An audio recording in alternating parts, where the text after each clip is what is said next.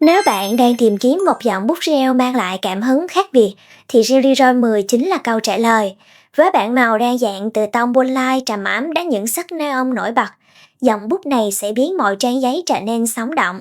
Điểm đặc biệt của Jelly Roll 10 chính là sự kết hợp hoàn hảo giữa thiết kế tinh tế và chất lượng mực gel cao cấp. Mực lên đều, đậm nét và có khả năng bám tốt trên nhiều loại chất liệu, kể cả giấy màu hay giấy wrap.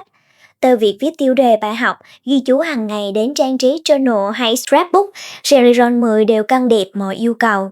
Độ phủ mực cực tốt giúp các tông màu lấp lánh và neon tỏa sáng rực rỡ ngay cả trên nền giấy tối màu.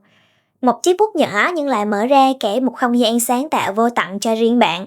Hãy ngay Stay Habit Hà Nội để trải nghiệm trọn bộ sưu tập Cherryron 10 nhé!